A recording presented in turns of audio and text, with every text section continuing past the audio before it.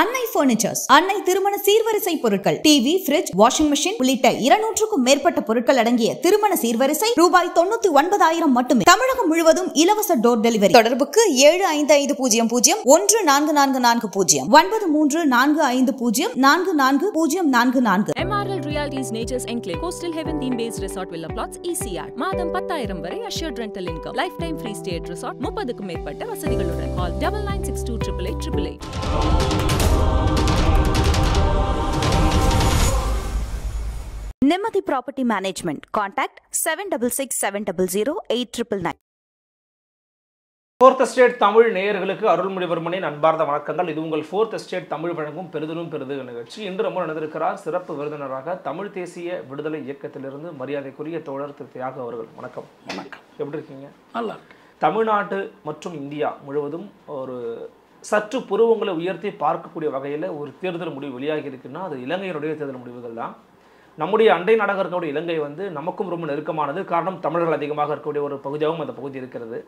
அதனுடைய அதிபராக புதிதாக அனுரகுமார திசநாயக்க மக்கள் சக்தி கட்சியிலிருந்து ஒரு இடதுசாரி முகமாக அவர் அறியப்படுகிறார் அப்படின்னு சொல்லி தேர்வு பண்ணியிருக்கிறாங்க. அவர் தான் வெற்றி பெற்று இன்றைக்கி அதிபர் ஆகியிருக்கிறார். இப்படி அவர் அதிபர் ஆனது பார்த்திங்கன்னா தமிழ்நாட்டுக்குள்ளே இல்லை இந்திய அளவில் சிபிஎம் போன்ற கட்சிலாம் வரவேற்கிறது, வாழ்த்துக்கள் தெரிவிக்கிறது. இன்னொரு பக்கம் அவர் ஒரு இடதுசாரியே கிடையாதுங்க, அவர் ஒரு ஃபாசிஸ்ட். அவர் ஒரு மோசமான ஒரு மதங்களை முன்வைத்து நடத்தக்கூடிய இடதுசாரின்ற ஒரு முகமுடி அணிந்து கொள்பவர் அப்படின்னு சொல்லி விமர்சனங்கள் பலவாறாக வருகிறது. உங்களுடைய பார்வை என்ன? அந்த வெற்றியை நீங்கள் எப்படி மதிப்பீடு செய்கிறீங்க? அனுரகுமார் திசநாயக்கா தேசிய மக்கள் சக்தி சார்பில் இலங்கை குடியரசுத் தலைவர் தேர்தலில் பெற்றிருக்கிற வெற்றி ஈராண்டு முன்பு சிங்கள இளைஞர்கள் மாணவர்கள் நடத்திய அறகலையா போராட்டத்தினுடைய வெற்றி. இந்த போராட்டத்தின் அலை விளிம்பில் பயணம் செய்துதான் அனுரகுமாரின் தேசிய மக்கள் சக்தி இந்த வெற்றியை ஈட்டியிருக்கிறது. இந்த அறகலையா போராட்டம் இலங்கையினுடைய பொருளியல் நெருக்கடிக்கு எதிராக எழுந்த ஒரு போராட்டம். இந்த பொருளியல் நெருக்கடி அதை பயன்படுத்தி கொண்டு ஆதாயமடைந்த ஆளும் கும்பல்கள், குடும்ப அரசியல்வாதிகள், இவர்களுக்கு எதிராக மக்கள் கிளர்ந்தெழுந்து போராடினார்கள்.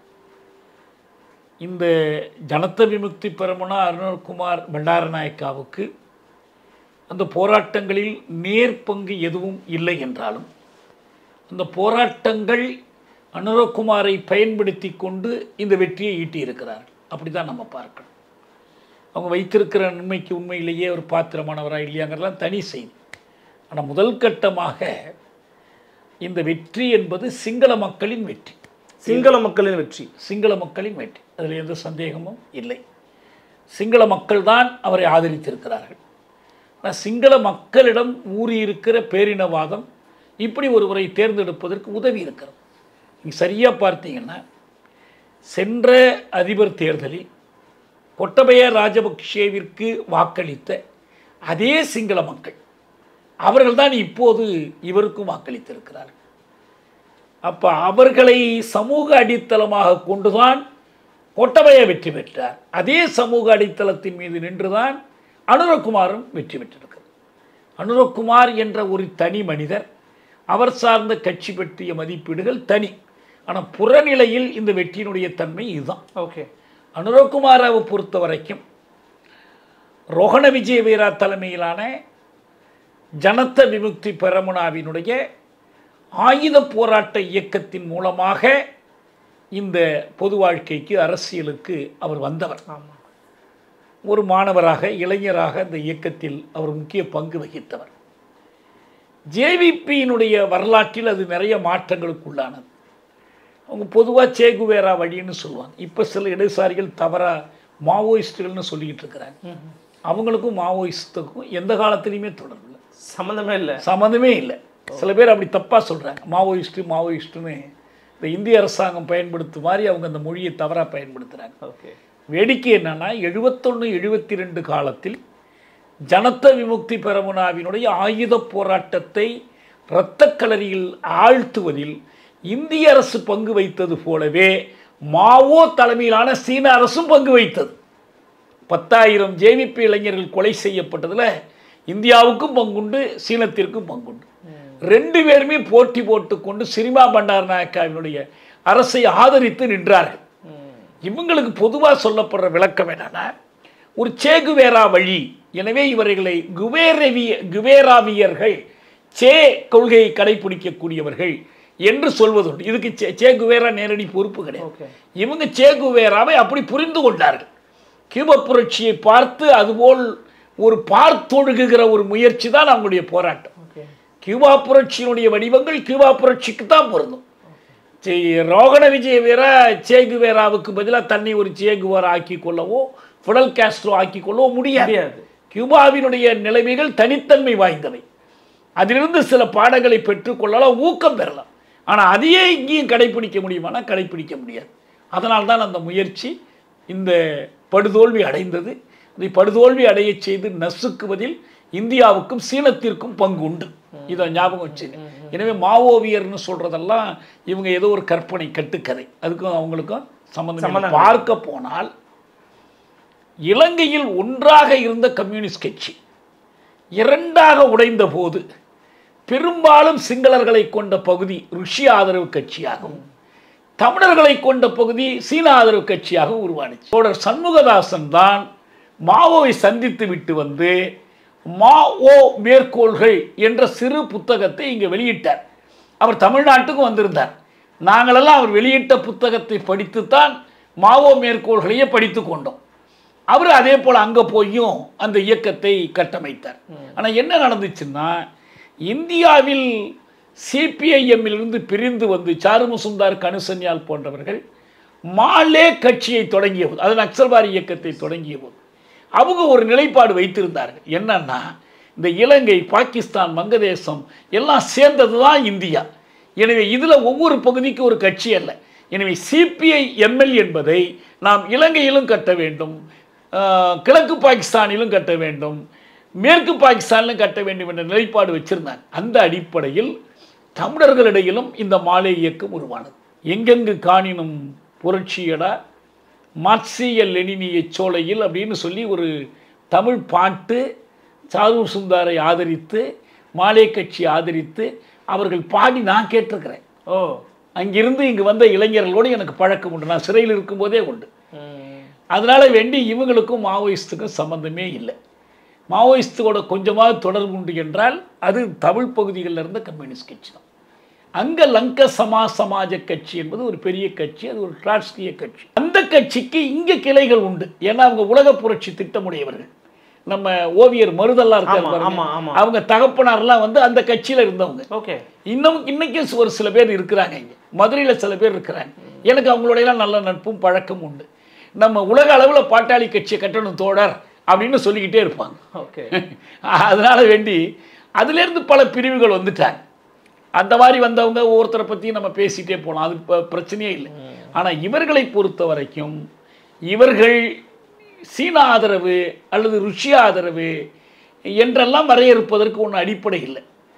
இன்னைக்கு இருக்கிற புவிசார் அரசியல் சூழலில் ஒரு இந்திய எதிர்ப்பு நிலைப்பாடு சீன ஆதரவாகவும் சீன எதிர்ப்பு நிலைப்பாடு இந்திய ஆதரவாகவும் புரிந்து கொள்ளப்படுகிறதே தவிர இவங்க கொள்கைகளில் திட்டங்களில் அப்படி ஒரு சார்பெல்லாம் இல்லை. ஆனால் இந்தியாவுக்கு எதிராக இருக்கக்கூடிய மனநிலையில் இருக்கும் சீனாக்கள் வச்சுக்கோங்களேன். இப்போ சீனா விரும்பக்கூடிய ஒரு நபர் தான் வந்து இவர்னு சொல்றாங்க. இன்னொன்று இந்தியா விரும்பிய நபர் சஜித் பிரேமதாசா தானே தவிர இவர் கிடையாதுன்னு சொல்றாங்கல்ல. அதுக்குள்ள அப்புறம் நான் என்ன சொல்றேன், சிங்கள இளைஞர்களிடையே ஒரு இந்திய எதிர்ப்பு மனநிலை இருந்து அந்த மனநிலையை ஜேவிபி எதிரொலித்தது என்றால் தமிழர்கள்ட்ட இந்திய விரோத மனநிலை கிடையாதா? இருப்பதில் ஒரு நியாயம் இல்லையா? இருக்கு. இந்தியாவை ஒரு விரிவாதிக்க சக்தியாக ஜேவிபி கருதியது. ஓகே, அதற்கு நியாயங்கள் உண்டு. இதே போல தலைவர் பிரபாகரன் தன்னுடைய மாவீரர் நிலையிலேயே தெற்கு நோக்கி விரிவாதிக்கம் செலுத்த முயல்கிற இந்தியா என்ற குற்றச்சாட்டையே சொல்றாரு. ஓகே, ஏன் இந்திய இலங்கை ஒப்பந்தம் செய்யப்பட்டது? தெற்கு நோக்கி விரிவாதிக்கம் செய்ய முயற்சிக்கிறார்கள். அந்த ஒப்பந்தத்தினுடைய சாரம் என்ன? சென்னை கடற்கரையில் எம்ஜிஆருடைய கையை உயர்த்தி ராஜீவ்காந்தி பேசியது என்ன? உலகில் இரண்டாவது தமிழ் மாநிலத்தை இந்த ஒப்பந்தம் உருவாக்குகிறது. அவங்களுக்கு வாய்ப்பு இருந்தால் தமிழ் பேசுகிற பகுதிகளை இந்தியாவோடு இணைத்து கொள்ள வேண்டும் என்ற ஆசை இந்திய வல்லரசுக்கு எப்பயுமே உண்டு. இதை பயன்படுத்தி கொண்டு சிங்களத்தை மிரட்டி பணிய வைக்கிறது அவங்களுடைய முயற்சி. இந்திய படையை அனுப்பினாங்க. நீங்கள் இந்திய படையை அனுப்பியது தமிழ் மக்களை ஒடுக்குவதற்குத்தான், புலிகளை அழிப்பதற்குத்தான். அதே நேரத்தில் இந்த படைகளை கொண்டு போய் வடக்கு கிழக்கில் குவித்ததன் மூலம் வடக்கு கிழக்கில் நிறுத்தப்பட்டிருந்த சிங்கள படைகள் விடுவிக்கப்பட்டு தென்னிலங்கைக்கு சென்று இந்த ஜேவிபி இயக்கத்தை அழித்தொழித்தது, ஆயிரக்கணக்கான இளைஞர்களை கொன்றது. எனவே இந்த வகையிலும் இந்தியா இந்த ஜேவிபி அழித்தொழிப்புக்கு உதவியது. விடுதலை புலிகளை அழித்தொழித்ததிலும் இந்தியாவுக்கு பங்குண்டு, ஜேவிபி அழித்தொழித்ததிலும் இந்தியாவுக்கு பங்குண்டு. எனவே இதை போன்று நம்ம குழப்பிக்கொள்ளவே வேண்டியதில்லை. சீனாங்கிறது பழைய சீனாவும் அல்ல. இன்னைக்கு இருக்கிற சீனம் என்பது அதுவே ஒரு வல்லரசாக, வல்லாதிக்க அரசாக, உலக சந்தைகளை நாடுகிற அரசாக, பெல்ட் அண்ட் ரோடு ப்ராஜெக்ட், புதிய பட்டுப்பாதை என்று சொல்லி உலகமெங்கும் தன்னுடைய சரக்குகளை கொண்டு போய் விற்பனை செய்வதற்கு வழி தேடிக்கொண்டு இருக்கிற ஒரு அரசாக இருக்கு. இந்திய பெருங்கடலில் இலங்கை தீவை அது எப்படி பார்க்குதுன்னு சொன்னால், தன்னுடைய பெல்ட் அண்ட் ரோடு திட்டத்தில், அந்த வளையச்சாலை திட்டத்தில் அங்கு ஒரு கடல் வழி மார்க்கங்களுக்கான ஒரு பாதுகாப்பான ஒரு இடமாக அது கருது. அதனால தான் ஹம்பன்தோட்டை துறைமுகம், கொழும்பு துறைமுக நகரம் உருவாக்குவதற்கான முயற்சி, இலங்கைக்குள் கட்டமைப்புகளை உருவாக்குவதற்கான என்னுடைய தலையீடு எல்லாமே இதனுடைய ஒரு பகுதி. இதில் ஜேவிபி சீனா ஆதரவுன்னா ரணில் யாரோட ஆதரவு? ஹம்பன்தோட்டை ஒப்பந்தத்தில் கையெழுத்து போட்டது யார்? ரணில். சீன கப்பலை கொண்டு வந்து துறைமுகத்தில் நிறுத்தியது யார்? ரணில். ராஜபக்ஷ யாருடைய ஆதரவு? எல்லாருமே சீனா ஆதரவு தானே. அப்படி பார்த்தீங்கன்னா இங்கே என்ன முக்கியம்னா, சீனா ஆதரவா, ரஷ்யா ஆதரவா, இந்திய ஆதரவா என்பது சிங்கள பேரினவாதத்தை நிலைநிறுத்துவதிலும் தமிழர்களை ஒடுக்கி வைப்பதிலும் எதெல்லாம் தங்களுக்கு உதவியாக வருமோ அதையெல்லாம் பயன்படுத்தி கொள்கிறாங்க. இங்கே அடிப்படை முரண்பாடு, முதன்மை முரண்பாடு என்பது சிங்கள பேரினவாதத்துக்கும் தமிழ் மக்களுக்குமான முரண்பாடு தான். இந்த முரண்பாட்டில் சிங்கள பேரினவாத ஆற்றல்கள் ரணில் வடிவிலானாலும், ராஜபக்ஷ வடிவிலானாலும், அனுரகுமார் வடிவிலானாலும், பிரேமதாசா வடிவிலானாலும் அவர்கள் அவ்வப்போது எந்த வல்லரசை வேண்டுமானாலும் பயன்படுத்தி கொள்வார். இதை வைத்து நாம் நிரந்தரமாக இவர்கள் இந்த பக்கம் அவங்க அந்த பக்கம் என்ற முடிவுக்கெல்லாம் போக வேண்டிய தேவையே இல்லை. நம்ம நேபாளத்தில் இதை பார்த்தோம். நேபாளத்தில் மாவோயிஸ்டுகளே நேரடியாக தலைமையேற்று 10 ஆண்டு ஆயுத போராட்டம் நடத்தினாங்க மன்னராட்சியை ஒழிப்பதற்காக. அந்த மாவோயிஸ்டுகள் பிறகு 7 கட்சி கூட்டணியோடு சேர்ந்து பெரிய மக்கள் எழுச்சியை உருவாக்கினாங்க. அந்த மாவோயிஸ்டுகளில் ஒருவர் கஜுரோல் இந்த சென்னைக்கு காவல்துறையிடம் சிக்கிய போது அவருடைய விடுதலைக்காக நாம் இயக்கம் நடத்தினோம். அவர்களை விடுவித்து நேபாளத்திற்கு திருப்பி அனுப்பினோம். அவர் மீண்டும் சட்டப்படி அனுமதி பெற்று சென்னை நகரில் ஒரு பொதுக்கூட்டத்தில் உரையாற்றினார். நான் அவருடைய பேச்சை மொழிபெயர்த்தேன். நான் அந்த மேடையில் பேசினேன். ஆனால் இதே மாவோயிஸ்டுகளில் 4 பேர் சீன பகுதிக்குள் சென்று பிடிபட்ட போது 4 பேரையும் சீன அரசு தூக்கிலிட்டது. மாவோயிஸ்டுலாம் அவங்க பார்க்கவே இல்லை. அதனால் சீன கட்சி ஒரு மாவோயிஸ்ட் கட்சி. எனவே இவங்க மாவோயிஸ்ட் இடதுசாரிகள், இதெல்லாமே கட்டுக்கதை. அப்பெல்லாம் எதுவுமே கிடையாது. அது ஒரு சிங்கள பேரினவாத அரசியல் கட்சி, ஒரு இடது முகம் கொண்டது. நம்ம இவர் சொல்லுவார், எங்கள் சொல்லுவார், அந்த பிரிட்டிஷ் தொழிற்சங்க தலைவர்கள் அவங்க தொழிலாளி வர்க்க உயர்குலத்தார் என்பார். அவங்க ப்ராலிட்டேரியன் அரிஸ்டோக்ராட்ஸ்ன்னு சொல்லுவார். அவங்க பிரித்தானிய ஆளும் வகுப்பினுடைய வாள். அவங்க ஒரே ஒரு வித்தியாசம், இந்த வாள் இடது பக்கம் மட்டும் ஆடும்பார். அந்த மாதிரி ஜேவிபியினுடைய சிங்கள பேரினவாத சிங்கம் இருக்குல்ல, அதோட வாள் இடது பக்கம் ஆடுது. அதுக்கு மேலே அதில் அது இடதுசாரியெல்லாம் கிடையாது. இன்னைக்கு உலக வங்கியோட IMF-ஓட ஒப்பந்தம் போட்டிருக்காங்க. ரணில் ஒப்பந்தம் போட்டிருக்கார் நெருக்கடியிலிருந்து மீள்வதற்கு. IMF-இனுடைய ஒப்பந்தத்தை நடைமுறைப்படுத்தினால் உனக்கு கடன் கொடுப்பாங்க. எதற்கு? வட்டியை அடைப்பதற்கு. வட்டியை அடைப்பதற்கு கடன், கடனுக்கு வட்டி என்று மென்மேலும் கடன் சுமையில் ஆழ்த்துவீர்கள். இந்தியா செய்யக்கூடிய உதவி பற்றி ரணில் சொன்னார். தேர் இஸ் நோ ஃப்ரீ லஞ்ச்னர். இலவசமாக எதுவுமே ஓசிக்கு வரல, எல்லாமே கடன், கடனுக்கு வட்டி நிபந்தனை. சீனா கிட்டே இருந்தும் அப்படி தான். சீனா அவர்களை ஒரு டெப் ட்ராப்லேயே மாட்ட வச்சிடுச்சு.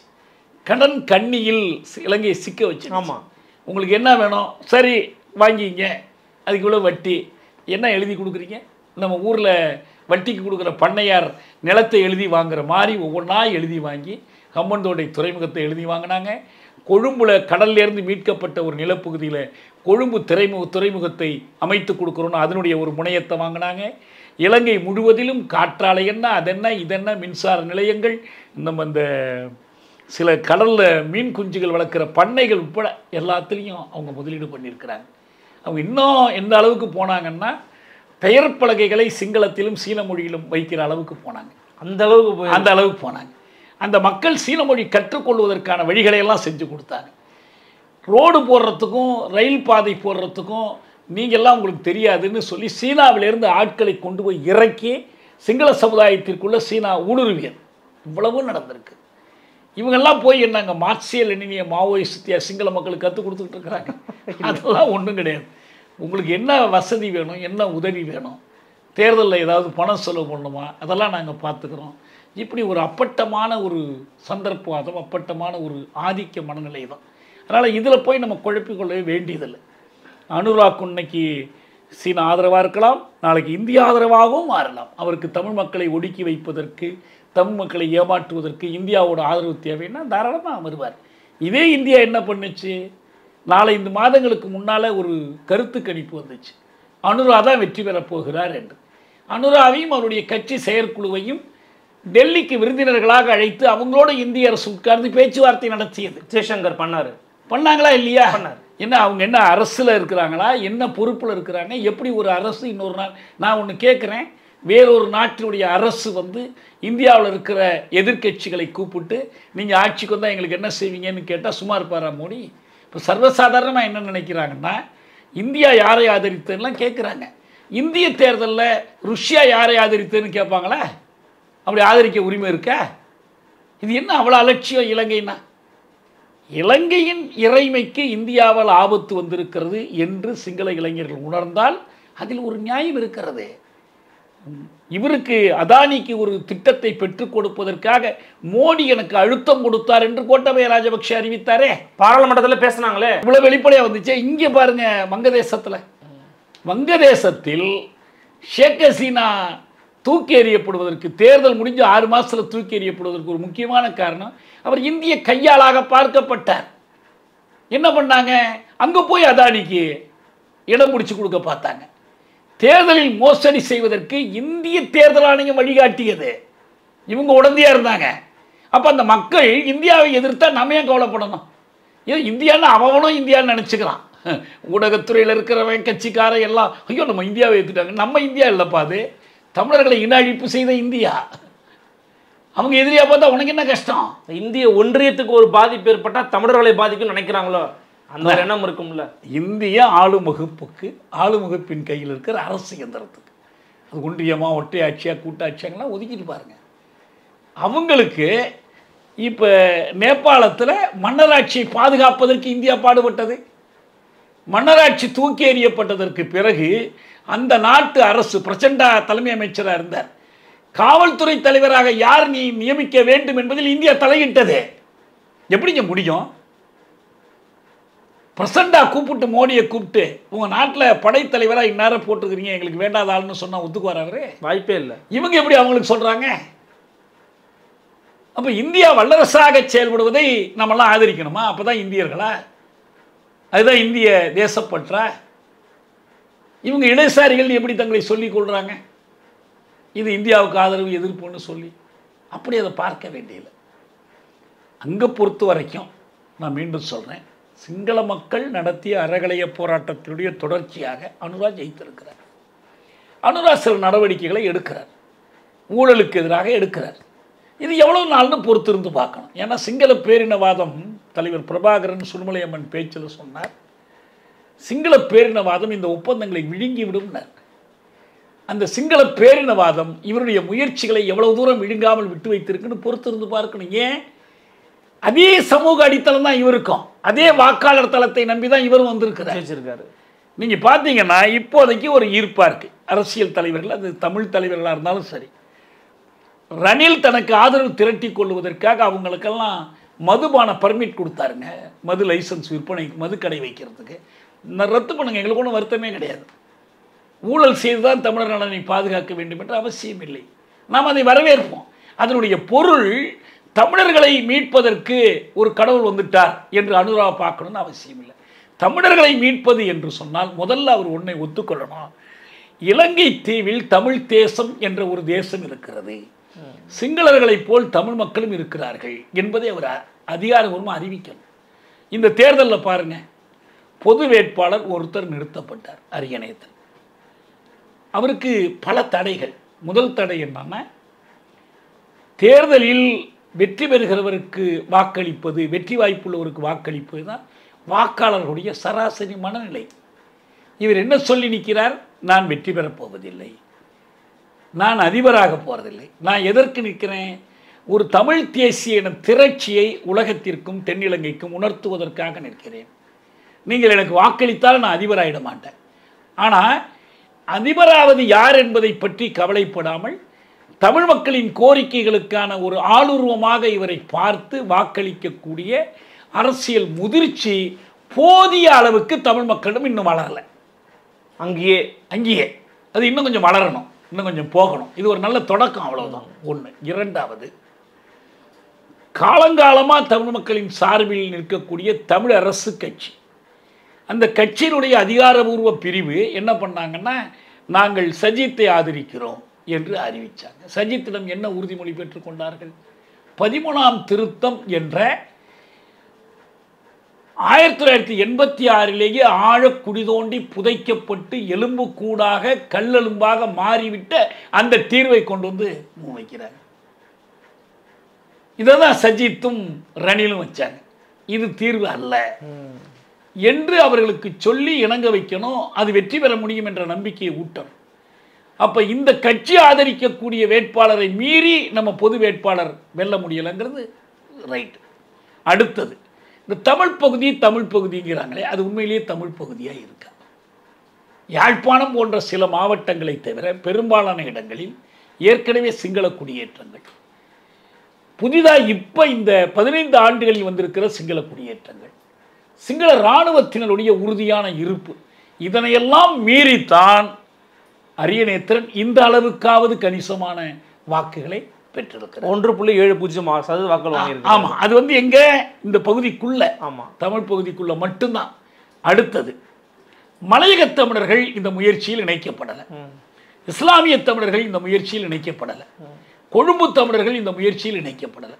அடுத்தடுத்து வருகிற போது இவர்களையும் இணைத்து இவர்களுடைய கோரிக்கைகளையும் இணைத்தால் என்ன வரும்னு சொன்னால், இந்த தமிழ் பொது வேட்பாளர் தமிழர்களுடைய அடையாளமாக உலகத்திற்கு முன் நிறுத்தப்படுவார். இப்போ ஒரு தொடக்கம். ஒன்று என்ன முக்கியம்னா, சிங்களர்கள் மிக அதிகமாக ஆதரித்த அனுரகுமார் திசாநாயக்கா தமிழ் பகுதிகளில் முக்கியமான வேட்பாளர்களில் கடைசி இடத்துக்கு போயிட்டார். தமிழர்கள் பொது வேட்பாளராக நிறுத்திய அரியநேத்திரன் சிங்கள பகுதிகளில் ஓட்டு பெறல. என்னுடைய யோசனை ஒன்று சொன்னேன், சிங்கள பகுதியில் ஓட்டு கேளுங்க. என்ன சிங்கள வேட்பாளர்கள் தமிழ் பகுதியில் வாக்கு கேட்குறாங்கல்ல, இவர் வந்து கேட்டாரு, அனுரகுமார் திசாநாயக்க இங்கே வந்து வாக்கு கேட்டார். நீங்கள் அங்கே போய் கேளுங்க. என்ன சொல்லி நம்ம கேட்கணும்? உங்களுக்கு பொருளியல் நெருக்கடி தானே காரணம்.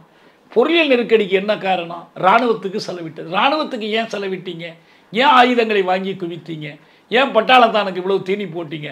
எல்லாத்துக்கும் காரணம் என்னன்னா, நீங்கள் தமிழர்கள் மீது போர் தொடுத்தது உங்கள் அரசு. இந்த தமிழர்கள் மீது போர் தொடுத்ததுக்கு என்ன காரணம்? இனப்பாகுபாடு, இன ஒடுக்குமுறை, இன அடக்குமுறை, அரச பயங்கரவாதம், இனவழிப்பு. இதை கைவிட்டால் தானே உங்களுக்கு இராணுவ செலவை குறைக்க முடியும், இதைத்தான வளர்ச்சி பணிகளுக்கு செலவிட முடியும். எனவே நீங்களும் சேர்ந்து தமிழர்களின் உரிமைகளை, தமிழர்களின் நீதி கோரிக்கை நீங்கள் ஆதரிக்கணும் என்று அவர்களிடம் வாக்கு கேட்கலாம். அவர்கள நல்ல உள்ளங்கள், தெளிந்த உள்ளங்கள் இருந்த வாக்களித்தார போகிறாங்க. இந்த வலிமை கூட இருக்கும். இப்போ இத்தனை குறைபாடுகளையும் மீறி எப்படி அனுரகுமாருடைய வெற்றி சிங்கள மக்களுக்கு முக்கியமானதோ அதே போல் ஒரு தமிழ் பொது வேட்பாளர் நிறுத்தப்பட்டதும், அவருக்கு ஆதரவாக ஒரு கொள்கை சார்ந்த தேர்தல் அறிக்கை வெளியிடப்பட்டதும், அந்த தேர்தல் அறிக்கைக்கு இத்தனை தமிழ் மக்கள் ஆதரவு கொடுத்திருப்பதும் முக்கியமான ஒரு வரலாற்று நிகழ்வு என்று நான் கருதுகிறேன். இது அடுத்தடுத்த முயற்சிகள், ஒரு தேர்தலோடு முடிஞ்சு போகிற செய்தி அல்ல. இது ஒரு போராட்டம், தொடர்ந்து நடந்து கொண்டிருக்கிற போராட்டம். இந்த போராட்டத்தில் இன்னொரு படியை நாம் தொற்றுக்கிறோம். ஏற்கனவே நம்ம வந்து பொங்கு தமிழ் எழுச்சின்னு ஒரு எழுச்சியின் வாயிலாக பொத்துவில் பொலிகண்டி பயணம் என்று அந்த பயணத்தின் மூலமாக எடுத்த அந்த ஒருமித்த நிலைப்பாட்டை இன்னைக்கு ஒரு வேட்பாளரை முன்னிறுத்தி ஒரு பொது கட்டமைப்பை ஏற்படுத்தி நாம் உருவாக்கி இருக்கிறோம். இது அடுத்தடுத்த கட்டமாக போகும். இது ஒரே ஒரு கட்டத்தோடு முடிஞ்சு சோர்வடைய போகிறதில்ல. சரி, ஐயோ அனுரகுமார் வந்துட்டாரு, எல்லாத்தையும் செஞ்சுட்டாருன்னு செஞ்சுட்டார், ரொம்ப மகிழ்ச்சி. என்ன செய்ய போகிறாரு? யார் அனுரகுமார்? இனவழிப்பு போரை நடத்துவதற்கு ராஜபக்சேக்கு முழுக்க ஆதரவாக நின்ற கட்சி ஜேவிபி. 2015 பொதுத் தேர்தலில் ராஜபக்சேக்கு துணை நின்ற 2 அமைப்புகள் ஹேல உரிமையாவும் ஜேவிபியும். இவங்க ஆதரவோடு தான் ராஜபக்சே வெற்றி பெற்றார். அமைதி பேச்சுவார்த்தையை கைவிடச் சொல்லி நடைப்பயணம் சென்றவர் இதே அனுரகுமார். இவர் தலைமையில் தான் புலிகளோடு பேச்சுவார்த்தை நடத்தக்கூடாதுன்னு சொல்லி நடைப்பயணம் போனார்கள். போரில் சிங்களப்படைகள் தோற்று கொண்டிருந்த போது, ஆள் அணி போதவில்லை என்ற போது இவர் களத்தில் இறங்கி ஆயிரக்கணக்கான இளைஞர்களை இந்த படையில் சேர்த்து விட்டவர் அனுரகுமார். இவங்க அண்ணனையே சிங்களப்படை கொன்றது, இவங்களுடைய இயக்கமே சிங்களப்படையால் அழிக்கப்பட்டது. அதையெல்லாம் ஒதுக்கி தள்ளிவிட்டு தமிழர்களை அழிப்பது தான் முக்கியம், இனவழிப்பு தான் முக்கியம் என்று நின்றவர் தான் அனுரகுமார். என்றைக்காவது இந்த இனவழிப்புக்காக அவர் வருத்தம் தெரிவித்திருக்கிறாரா? மன்னிப்பு கேட்டிருக்கிறாரா? அவர் கேட்கலாம். நீங்கள் சிங்கள அரசமைப்பு ஒரே நாளில் திருத்திட முடியுமா என்று கேட்கலாம். திருத்த வேண்டாம். நான் ஒன்று கேட்குறேன். நீங்கள் நேர்மையாக இருந்தால் 2015 ஐநா மனித உரிமை பேரவையில் சிங்கள அரசே முன்மொழிந்து நிறைவேற்றப்பட்ட 30 தீர்மானத்தை ஏற்றுக்கொள்வதாக அறிவிங்க. அதை விட்டு ஏன் ஓடி போனீங்க? அந்த தீர்மானத்தின்படி ஒரு பன்னாட்டு பொறிமுறையை ஏற்படுத்துங்க, சிறப்பு தீர்ப்பாயத்தை ஏற்படுத்தி காட்டுங்க பார்ப்போம். அதுக்கு பிறகு தமிழ் மக்கள்கிட்ட வந்து பேசுங்க. இந்த பாருங்க, உங்கள் கோரிக்கையில் ஒரு கோரிக்கையை நான் ஏற்றுக்கொண்டேன். ஆனால் இன்றைக்கி ஒரு தமிழ் பகுதிகளில் போய் பிரச்சாரம் பண்ணும்போது கூட தமிழ் மக்களுக்கு ஆதரவாக செயல்பட போகிறோன்னு எதுவுமே சொல்லலையாமே. ஆமாம், அவர் பேசுனது நான் இப்படி தான் இருப்பேன், நீங்கள் இப்படி பார்த்து இருந்துக்கங்க அப்படின்னு எச்சரிக்கையத்தினோட தான் பேசியிருந்துருக்கிறாருன்னு சொல்கிறாங்க. தமிழர்களும் முஸ்லீம்களும் சிங்களவர்களும் ஒன்றுபட்டு இருக்க வேண்டும். இளைஞர்களும் முதியவர்களும் ஆண்களும் பெண்களும் ஒன்றுபட்டு இருக்க வேண்டும்னு சொல்கிறதுக்கும் இதுக்கு என்ன வித்தியாசம்? உழவர்களும் தொழிலாளர்களும் ஒன்றுபட்டு இருக்க வேண்டும்னு சொல்கிறதுக்கும் இதுக்கு என்ன வித்தியாசம்? யாழ்ப்பாணத்து மக்களும் மட்டக்களப்பு மக்களும் ஒன்றுபட்டு இருக்க வேண்டும்னு சொல்கிறதுக்கும் இதுக்கு என்ன வித்தியாசம்? தமிழர்கள்னால் யார்? ஒரு தேசிய இனம். தங்களுக்கான இருப்பையும் அரசியல் விருப்பையும் காட்டிக்கொள்வதற்காக அவங்க போட்டியிட்டு கொண்டிருக்கிறாங்க. உங்கள் இருப்பை நான் அங்கீகரிக்கிறேன். I recognise the existence of the Tamil nation. சொல்லுங்க. என்னமோ மார்க்சியங்கிறீங்க, இடதுசாரிங்கிறீங்க. லெனின் சொன்னார், ஒரு தேசிய இனம் ஒடுக்கப்படுகிற போது அது விடுதலை பெறுவதற்கான உரிமையை அங்கீகரிக்காதவன் ஒரு ஜனநாயகவாதியாக கூட இருக்க முடியாதுன்னாரு. நீங்கள் ஒரு ஜனநாயகவாதியே இல்லை, எங்கேருந்து இடதுசாரி ஆகிடுவீங்க? எங்கேருந்து கம்யூனிஸ்ட் ஆவீங்க? தேசிய இனங்களின் சுயநிர்ணய உரிமை என்பது லெனினியத்தினுடைய உயிர் கொள்கைகளில் ஒன்று. அதை மீறிவிட்டு நீங்கள் லெனின் பெயரை சொல்ல முடியாது. இங்கே இருக்கிற இடதுசாரிகள் அந்த கொள்கையை கைவிட்டு விட்டு அலுவலகங்களில் லெனின் படத்தை மாட்டியிருக்கிறார்கள்னா லெனினை தூக்கில் போட்டிருக்கிறார்கள்னு அர்த்தம். அவங்க தான் அனுரகுமாருக்கு வக்காலத்து வாங்க புறப்பட்டு வந்திருக்கிறாங்க. ஏன்னா இங்கேயே ஒத்துக்கொள்ளாதவங்க இல்லை அவங்க.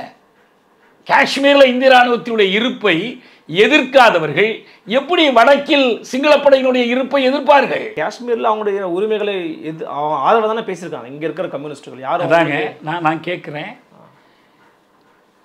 காஷ்மீர் பகுதியில் இந்திய இராணுவம் நிறுத்தப்பட்டிருப்பதை இங்கே இருக்கிற எந்த கம்யூனிஸ்ட் கட்சி எதிர்க்கிறது? சொல்லுங்க பாப்போம். சிபிஎம் எதிர்க்கலையா? எங்கே எதிர்க்கிறாங்க? நான் கேட்டேனே. பார்லிமெண்ட்டில் பேசுகிறாருங்க டி.கே. ரங்கராஜன், ராஜ்யசபையில் பேசுகிறார். இந்திய இராணுவம் காஷ்மீர் பகுதிகளை முற்றுகையிட்டிருக்கிறதுங்கிறார். அப்போ முற்றுகையிட்ட இராணுவத்தை திரும்ப பெறுங்கன்னு சொல்லணும். நீங்கள் எந்த கடத்திலையுமே இல்லை. காஷ்மீர் இந்தியாவின் பிரிக்க முடியாத பகுதி. 370 நீக்கினதை பற்றி பிரச்சனை இல்லை, நீக்கின முறையில் தான் வேறுபாடு தானே பேசிகிட்டு இருக்கிறாங்க. என்னைக்கு காஷ்மீர் பிரிக்க முடியாத பகுதியாக இருந்தது? பிரிக்க முடியாத பகுதினா எப்படி 47 அக்டோபர் 26 இணைப்பு ஒப்பந்தம் போட்டிங்க? தனித்தனியாக இருந்ததுனால தானே இணைப்பு ஒப்பந்தமே வந்துச்சு. ஒன்றா இருந்தது இணைப்பு ஒப்பந்தம். அப்புறம் எதுக்கு இணைப்பு ஒப்பந்தம் வந்துச்சு?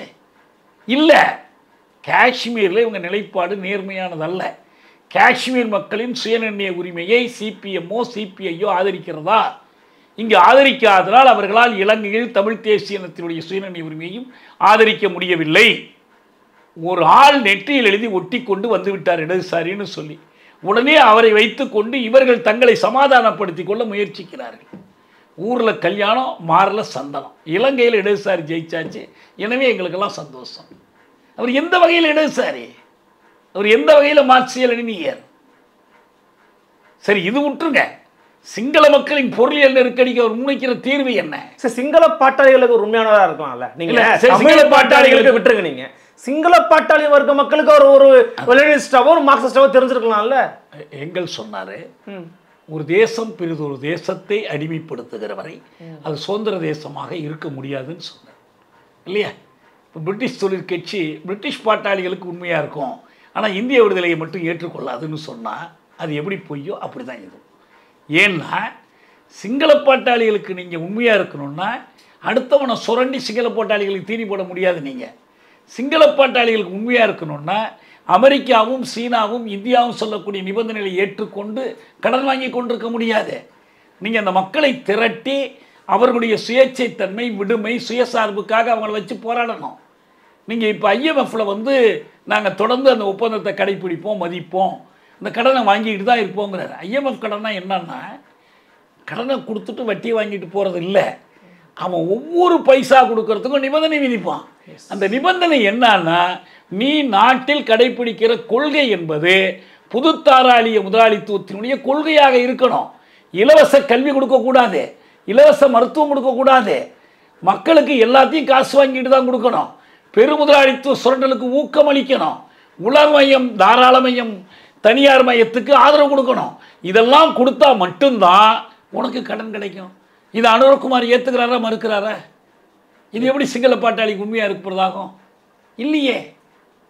இதுவும் வந்து இந்த எல்லா மொத்தத்தில் இருக்கக்கூடிய இந்த உலகமைய வல்லரசிய உலகத்திற்கு உண்மையாக இருப்பது தான், பாட்டாளிகள் உண்மையாக இருப்பது அல்ல, தோற்றம்.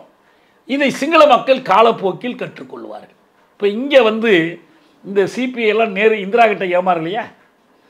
நெருக்க நிலை அறிவிப்பையே வந்து பாயச எதிர்ப்புன்னு தூக்கி வச்சு கொண்டாடலையா? அப்புறம் ஐயோ தப்பு பண்ணிட்டோன்னு தோப்புக்கரணம் போடலையா?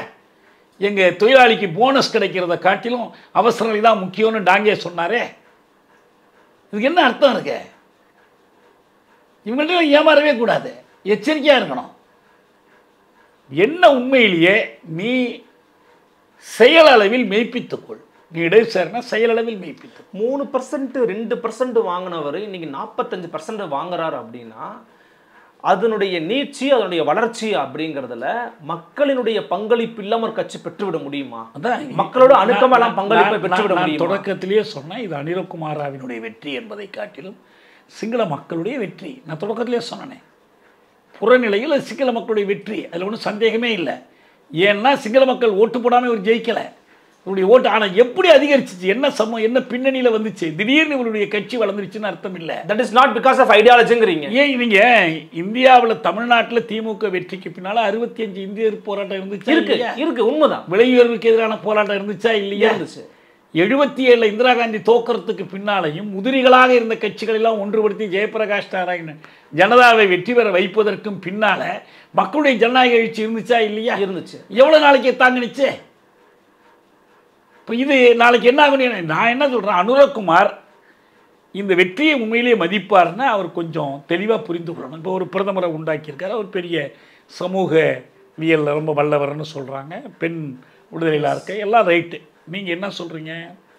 உங்களுடைய இந்த அளவுகோலை, சமூக பகுப்பாய்வை, இலங்கை 2 தேசங்களை கொண்ட ஒரு தீவு நாடு, இந்த 2 தேசங்களுக்கும் இடையில் நிகர்மை வேண்டும், சிங்கள மக்களுக்கு இருக்கிற அதே உரிமை தமிழ் மக்களுக்கும் வேண்டும் என்பதை அடிப்படையாக வச்சு அதற்கேற்ப அரசமைப்பை திருத்த வேண்டும், அதற்கேற்ப உங்கள் நடைமுறைகளை மாற்ற வேண்டும், தமிழ் மக்களை நீங்கள் உரிமையுள்ள மக்களாக மதித்து அவர்கள் தங்களுக்கான அரசை உருவாக்கி கொள்ளுகிற உரிமை படைத்தவர்கள். உங்களுக்கு கொழும்பு அரசு என்பது எல்லாரும் போகலாம், ஆனால் இறுதியாக பார்த்தால் அது ஒரு சிங்கள அரசு தானே. சிங்கள இராணுவத்தில் எவ்வளோ பேர் தமிழர்கள் இருக்காங்க, சிங்கள கடற்படை வான்படையில் எவ்வளோ பேர் தமிழர்கள் இருக்கிறாங்க. அது ஆதிக்கம், சிங்கள ஆதிக்கத்தில் உள்ள அரசு, சிங்கள ஆதிக்கத்தில் உள்ள அரசவை, சிங்கள ஆதிக்கத்தில் உள்ள படை எல்லாமே அப்படி தானே, நீதித்துறை எல்லா துறையிலையும். இப்போ இதிலெல்லாம் தமிழர்கள் உரிமை பெற்றவர்களாக இடம்பெறுவதற்கு வழி செய்யாமல் நீங்கள் இலங்கை நெருக்கடியை மட்டுமல்ல சிங்கள மக்களின் நெருக்கடியே தீர்க்க முடியாது என்று நான் சொல்கிறேன். இதுதான் இங்கே முக்கியமானது. அப்படி தீர்ப்பதற்கு நீங்கள் இந்த அடிப்படை மாற்றங்களை கொண்டு வருகிற விருப்பத்தை வெளிப்படுத்துங்கள். அதற்கு சில முதல் நடவடிக்கைகள் இருக்குது, ஒரு சிலவற்றை உறுதி கொடுத்துருக்கிறார். சிறையில் இருக்கிற அரசியல் கைதிகளை விடுதலை செய்யட்டும், செய்த பிறகு வரவேற்போம். செய்யறதுக்கு முன்னாலேயே நம்ம முந்திக்கிட்டு போய் மாலை போட வேண்டாம், செய்யட்டும், வரவேற்போம். 19,000 பேர் கைம்பெண்களாக தமிழ் பகுதியில் இருக்கிறாங்க. வலிந்து காணாமலாக்கப்படும். மனித காணாமலாக்கியவர்கள் யார்? தானாக செத்து போயிட்டாங்களா? நோய் வந்து செத்தாங்களா? அந்த குற்றவாளிகள் இன்னைக்கு அங்கே இருக்காங்களா இல்லையா? இருக்காங்க. உங்களுக்கு பின்னால் சீருடையில் நிற்கிறாங்களே தளபதிகள், ஒவ்வொருத்தரும் ஒரு போர் குற்றவாளி. மறந்துடாதீங்க அனுர்குமார், உங்கள் பின்னால் நிற்கிறாங்கல்ல, ரொம்ப பவ்யமாக நிற்கிறாங்க பாருங்க, ஒவ்வொருத்தரும் ஒரு போர் குற்றவாளி. இவனை எல்லாம் தான் ராஜபக்ஷ அரசு பாதுகாத்துச்சு. இப்போ நீங்கள் என்ன பண்ண போறீங்க? அவங்களை பாதுகாக்க போறீங்களா, அவர்களை கூண்டில் நிறுத்த போகிறீர்களா? செய்து காட்டுங்க. சிங்கள மக்களை அதுக்கு ஆதரவாக திரட்டுங்க. மைத்திரிபால இதை செய்யலை, ரணில் செய்யலை, நீங்கள் செஞ்சு காட்டுங்க பார்ப்போம். செஞ்சு காட்டிட்டு பேசுங்க. அதுக்கு பிறகு நம்ம எந்த அளவு செய்கிறீங்களோ அந்த அளவுக்கு வரவேற்போம். அதுக்கு மேலே செய்ய வேண்டியது எப்போதுமே நினைவுபடுத்தி கொண்டே இருப்போம். நான் ஒன்று சொல்கிறேன் உங்களுக்கு, சிரிமா பண்டாரநாயக்காவினுடைய கணவர் சாலமன் பண்டாரநாயக்கா, அவர் தான் முதல்ல வந்து SWRD பண்டாரநாயக்கா, அவர் சுட்டு கொல்லப்பட்டார் புத்த பிக்குனால. அவர் சிங்கள அரசியலுக்கு வந்த புதுசில், வெளிநாட்டில் படிச்சுட்டு வந்த புதுசில் அவர் சொன்னார், 1 language 2 nations, 2 languages 1 nation. இலங்கை தீவில் ஒரு மொழி ஆதிக்கம் செலுத்தினால் 2 நாடுகளாக உடையும். 2 மொழிகளும் உண்டு என்பதை அங்கீகரித்தால் நாம் ஒரு நாடாக இருக்க முடியும். இதையே தான் கொல்வின் டி சில்வாவும் சொன்னார். அவருக்கு இடதுசாரி, அவர் இடதுசாரின்னு இவரை போலவே, இவருக்கு முன்னால் அனுரகுமாரனுடைய முன்னோடி நாடகக்காரர்கள். அவர் என்ன சொன்னார்? இதே வார்த்தையை சொன்னார், 2 languages 1 nation, 1 nation 2 languages. ஆனால் அவர் தான் இந்த அரசமைப்பு சட்டத்தை 72 எழுதுகிறார். என்னன்னு எழுதுகிறாரு? சிங்களம் தான் ஆட்சி மொழியாக இருக்கும், பௌத்தத்திற்கு முன்னுரிமை கொடுப்போம். நீங்கள் இடதுசாரிங்கிறீங்க, கம்யூனிஸ்ட்டுங்கிறீங்க, சேகுவேரா வழிங்கிறீங்க, புத்தபிக்கு காலை தொட்டு கும்பிட்றீங்களே, நீங்கள் கூடுதல் அழைக்கும் போதே பிக்குமார்களேங்கிறீங்களே, என்னங்க இது? நினைச்சே பார்க்க முடியல. பிக்குமார்களே, பிக்குமார்கள்லாம் எப்போ மாறி வந்தாங்க உங்களுக்கு? அப்போ எப்படி இப்போ இந்த பிக்குமாரில் ஒருத்தர் தாங்க அப்படி சொன்ன பண்டாரநாயக்காவை சுட்டுக்கோன்னா, மறந்துடாதீங்க. அதுக்கு பயப்படுறீங்களா? கேளுங்க. இல்லை, இப்போது நீங்கள் வந்து இவ்வளவு அவங்களுடைய செயல்பாடுகள் அடிப்படையில், வெளியில் இருக்கக்கூடிய நிகழ்வுகள் அடிப்படையில் நீங்கள் மதிப்பீடு செய்கிறீங்க, இடதுசாரி தன்மையோடு அவங்க இல்லை அப்படின்னு. அப்போ இங்கே இருக்கிற கம்யூனிஸ்டுகளே அதை ஒப்புக்கொள்ள மறுக்கிறாங்க, அல்லது அவங்க இடதுசாரிகள் இல்லை, அதை நம்ம ஏற்றுக்கொள்ள முடியாது. ஒரு பௌத்தத்தையும் சிங்கள பேரினவாதத்தை ஏற்றுக்கொண்ட ஒரு கட்சி எப்படி ஒரு இடதுசாரி கட்சியாக இருக்க முடியும்னு ஏன் அவங்க சொல்ல மறுக்கிறாங்க? ஏன்னா இவங்க இந்திய வல்லரசை ஏற்றுக்கொண்டிருக்கிற இந்திய இடதுசாரிகள், இங்கே தேசிய இனங்களின் உரிமையை ஏற்றுக்கொண்டிருப்பவர்கள் அல்ல, இல்லையா? அப்போ கம்யூனிஸ்ட் அல்லாத ஒருவரை கம்யூனிஸ்டாக ஏற்றுக்கொள்வதன் மூலம் இவர்கள் கம்யூனிஸ்டுகள் தானா என்ற கேள்வியே எழுகிறது. அடுத்த சந்தேகத்துக்கு அப்போ சந்தேகம் வருது இல்லை நமக்கு. அவனை போய் நீ சர்டிஃபிகேட் கொடுக்குறிய, நீ யாரு? அதானே வருது. இந்திய படையெடுப்பை ஆதரித்தவங்க தானங்க இவங்க. இன்னைக்கு வரைக்கும் வருத்தப்படுறாங்களா அதுக்காக? ஈழத்தின் மீது இந்தியா படையெடுத்து சென்றதை ஆதரித்தவர்கள் தானே நீங்கள் சொல்கிற இந்திய இடதுசாரிகள். எப்படி இன்னொரு நாட்டின் மீது ஒரு படை அனுப்புவதை ஆதரிச்சிங்க? அது தப்பா? அதுக்காக வருத்தப்படுறீங்களா? திருத்திக்கிறீங்களா? இல்லையே.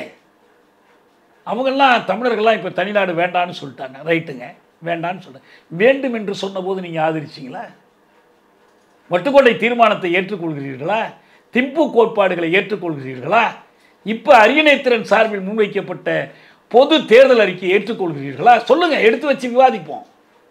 அது இல்லாமல் அனுரகுமார் ஒரு சாயல் அப்படி தெரியுது, எனவே நாங்கள் ஆதரிக்கிறோம். சேப்பு சாயம் பூசிக்கிட்டு வந்திருக்கிறாரு, ரைட்டு. இப்போ இந்த சாயம் பூசினவங்களை நிறைய பேரை நாங்கள் பார்த்தோம். வாசுதேவ நாணயக்காரான்னு லங்கா சமாஜ கட்சியில் இருந்தார். நெடுமாறன் மதுரை மாநாட்டுக்கே, ஈழ ஆதரவு மாநாட்டுக்கே அவர் அழைத்தார். யார்? வாசுதேவ நாணயக்காரா. மதுரை மாநாட்டில் அவர் பேசினார், நானும் அந்த மாநாட்டில் பேசினேன். அந்த வாசுதேவ நாணயக்காரர் ராஜபக்ஷ அமைச்சரவையில் ஒரு அமைச்சராக இடம்பெற்று இன அழிப்பு போரை நடத்தினார். எவ்வளோ பேர் இப்படி காட்டணும் உங்களுக்கு? இப்போ இவர் இன்னொரு வாசுதேவ நாணயக்காராக இருந்தாருன்னா நான் என்ன பண்ணுறது? ஏன் அவசரப்படணும்? ஓகே, இந்திய அளவில் இப்படி ஒரு பார்வை இருக்குது, உலக அளவுலையும் அவங்க எப்படி பார்க்குறாங்க அவங்க செயல்படுத்த சொல்கிறீங்க. இன்னும் கொஞ்சம் கூர்மையாக கேட்கணும்னா தமிழ்நாடு அளவில் நம்மளால் வந்து பெரிய ஒரு அதிகாரம்னா இல்லாட்டியுமே கூட தமிழ்நாடு அளவில் இருக்கக்கூடிய கட்சிகள், திராவிட இயக்கங்கள், தமிழ் தேசிய இயக்கங்கள், கட்சிகள் இவங்கெல்லாம் எப்படிப்பட்ட நிலைப்பாடுகளை இதில் எடுத்திருக்கிறார்கள்னு பார்க்குறீங்க, எப்படி இருக்கணும்னு நீங்கள் விரும்புகிறீங்க? ஏன்னா இப்போ இந்தியா பாதிக்குதுன்னா முதல்ல பாதிக்கப்பட்ட போது தமிழர்கள் தான். தமிழக மீனவர்களை வந்து சுட்டுக் கொள்வது, அடித்து மொட்டையடித்து விரட்டி விடுவது, இந்த மாதிரி தமிழர்களை தான் தொடர்ந்து தாக்குதலுக்கு உட்படுத்தப்படுகிறது இலங்கை அப்படின்னு பார்க்க முடிகிறது. அப்படி இருக்கும்போது தமிழ்நாடு இதில் எப்படிப்பட்ட நிலைப்பாடுகளை ரொம்ப ஸ்ட்ராங்காக ஒத்துமையாக எடுக்கணும்னு நினைக்கிறீங்க? ஜெயலலிதா அவர்கள் முதலமைச்சராக இருந்தபோது தமிழ்நாடு சட்டப்பேரவையில் ஒருமனதாக இயற்றப்பட்ட தீர்மானங்கள் தமிழக மக்களின் கருத்து தானே அது. ஆமாம், எல்லா கட்சிகளும் ஆதரிச்சு தானே தீர்மானம், எல்லாருமே ஆதரிச்சாங்க. அதில் என்ன சொன்னாங்க? ஈழத்தமிழருக்கு எதிராக நடத்தப்பட்டிருப்பது இனவழிப்பு போர், ஜெனோசைட் சொன்னாங்களா? 2, ஸ்ரீலங்காவை நாம் இந்தியா பகை நாடாக அறிவிக்க வேண்டும் சொன்னாங்களா இல்லையா? சொன்னாங்க. இந்த இனவழிப்பு போருக்கு பன்னாட்டு நீதி வேண்டும் சொன்னாங்களா இல்லையா? சொன்னாங்க. இப்போ இதில் எந்த கட்சிக்காக மாறுபாடு இருந்தால் வாங்கலாம் வெளிப்படையா? அன்னைக்கு நாங்கள் அந்த தீர்மானத்தை ஆதரிச்சது தப்பு பண்ணிட்டோம்னா சொல்லுங்க. ஆதரித்தது உண்மைன்னா அந்த தீர்மானங்களுக்கு நீங்கள் உண்மையுள்ளவராக இருக்கணும். அதுதான் தமிழ்நாட்டின் நிலைப்பாடாக இருக்கணும். அதை இன்னைக்கு நீங்கள் வலியுறுத்துங்க. அந்த அடிப்படையில் இந்த இனவழிப்பு போருக்கு நீதி கிடைச்சிடுச்சா? இல்லை. ஸ்ரீலங்காவை பகை நாடாக அறிவிச்சாச்சா? ஸ்ரீலங்காவை புறக்கணிக்கிற இயக்கத்தை நீங்கள் நடத்திட்டீங்களா? எதுவுமே இல்லையே. திடீர்னு என்ன நீங்கள் தாவி உட்கார்ந்துக்கிறீங்க, வேற ஒரு போட்டில் ஏறிக்கிறீங்க இல்லையே. அப்போ ஒரு கொள்கை சார்ந்த அணுகுமுறையே இல்லைன்னு அர்த்தம். உங்களுக்கு கொள்கைப்படி வாங்க.